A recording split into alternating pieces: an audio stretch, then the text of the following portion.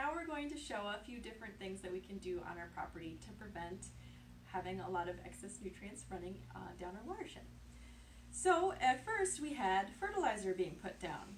And so a few things that landowners can do is, one, test their soil to see exactly what nutrients they're lacking to put down on their grass, because they might be surprised at how few nutrients they need to add depending on your soil type.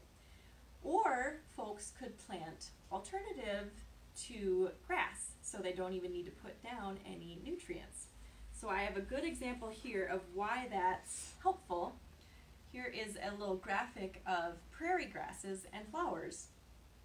And they don't need a lot of excess fertilizer or water because they have really extensive root systems, so they can get all of that stuff for themselves.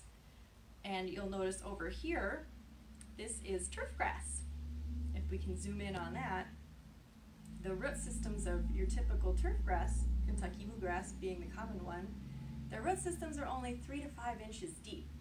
So that's why they need water every week and they need fertilizer often, because they can't get the nutrients and water that they need to be supported all season long. So planting something other than Kentucky bluegrass is a great way to reduce your inputs on your lawn, and it'll help soak up excess water so it doesn't run off your property. Another great thing that you can put on your property is a rain garden. And I have a little picture here of a rain garden. It's really hard to show these on the model because it's made of plastic. But so a rain garden basically captures runoff from hard surfaces like your roof or your driveway, and it flows into the rain garden and soaks into the ground. And a rain garden is basically just a bowl-shaped garden, so there's a little bit of holding capacity for water to infiltrate. And the plants take up the excess nutrients so they don't run off. So it's hard to show that on the model, so I'm just not going to put down any fertilizer. Let's say we did our soil test, we figured out we don't need to put a whole lot down, and what we did put down, the grass took it up. The other thing we had was dog or pet waste. So if we have a dog, simple enough, let's clean up after our pets so that doesn't run off into the streets.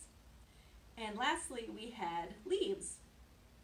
And a simple thing you can do is either mulch your leaves into your grass with a mower, or rake them up and compost them, or dispose of them properly. But obviously, we're not going to be able to get every single leaf off of our lawn, so I'll just put a little bit of leaves down. And let's say we picked up what we could, but there's always a last flush of leaves and it's hard to get them all. That's fine. We can't be perfect. Oh, one other thing I forgot. We had this bare spot over here. If we live on a water body, we could put those deep-rooted plants on the shoreline to prevent erosion. So let's pretend this is our little buffer of native plants here, and those will help slow the water down, filter the water, maybe infiltrate a little bit to prevent the bare soil from running into the water. So now we're going to have another rain event. It's going to look a little different, hopefully, since we didn't have as many inputs. Like I said, there's probably still going to be a few things here and there, but we can't be perfect, and that's fine. We just need to do what we can. Okay. So here we have our nice, clean lake. And if everybody does their part, we can make our lakes a little bit better and enjoy them in the summer. Thanks for watching.